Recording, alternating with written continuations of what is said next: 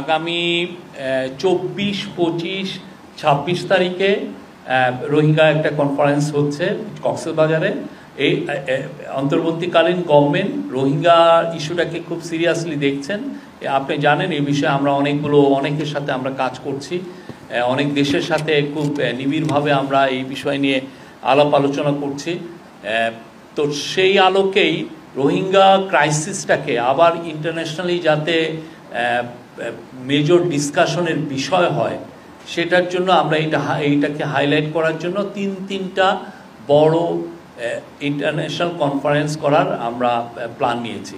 তার প্রথমটা হচ্ছে এই 24 তারিখে শুরু হবে আর 3 দিন ব্যাপী। এরপরে 30শে সেপ্টেম্বর হবে সবচেয়ে বড়, সেটা ইউএনএ হবে। সেখানে আমরা আশা করছি 170টার মতো দেশ পার্টিসিপেট করবে। তার পরবর্তীতে আরও একটা কনফারেন্স আমরা আশা করছি দোহা, কাতারে হওয়ার। We expect that it will be held in দোহা।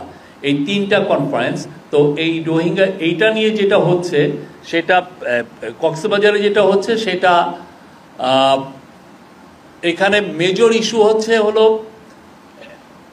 আপনারা জানেন রোহিঙ্গা জনগোষ্ঠীর পক্ষে ইন্টারন্যাশনাল ফোরামে যে বাইরে যে তারা যে হিউম্যানিটেরিয়ান ডিজাস্টার যেটা ফেস করেছে বা জেনোসাইড যেটা ফেস করেছে তাদের কথাটা বা ইন্টারন্যাশনাল ফোরামে আসাটা অনেক ক্ষেত্রেই কষ্টকর। সেই জন্য তারা যাতে কক্সবাজারে এই ইন্টারন্যাশনালি এই যে যারা আমরা আশা করছি যে 40টার মতো দেশের প্রতিনিধিবৃন্দ এখানে থাকবেন, অনেক ইন্টারন্যাশনাল অর্গানাইজেশন এবং অনেক ইউএন অর্গানাইজেশন এইখানে থাকবেন। তাদের সাথে এই যে যারা বিদেশি আসবেন তাদের সাথে রোহিঙ্গার জনগোষ্ঠী ইন্টারাক্ট করতে পারবেন, তাদের কথাগুলো বলতে পারবেন, তারা তাদের যে ভয়েসগুলো তারা রেইজ করবেন। এটা কক্সবাজারে এই ঘটনা এটা হবে এবং এটা 24 তারিখে তাদের সাথে ইন্টারাকশনের একটা ডেট আছে। 25 তারিখে আমাদের চিফ অ্যাডভাইজার মহোদয় ওখানে যাচ্ছেন এবং 26 তারিখে তারপর উনি এসে পড়ার পরেও কন্টিনিউ করবে ডায়ালগ এবং এটা 26 তারিখে কনক্লুশন হবে। প্রথমটা হচ্ছে যে special session with Rohingya representative.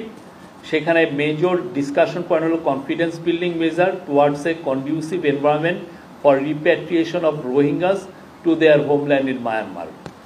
তারপরে নাম্বার 2 হচ্ছে আপনারা জানেন যে রোহিঙ্গাদের হিউম্যানিটেরিয়ান অ্যাসিস্ট্যান্সটা অনেক কমে এসছে, তো সেইটাকে আবারকে রিফোকাস করা, humanitarian assistance to the Rohingya people, এইটা একটা নাম্বার 2।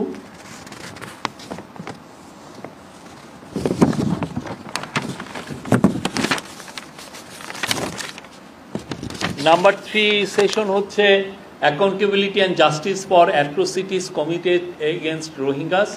অ্যান্ড নাম্বার 4 হচ্ছে ways to sustainable time bound actionable road map for resolution of A Rohingya crisis.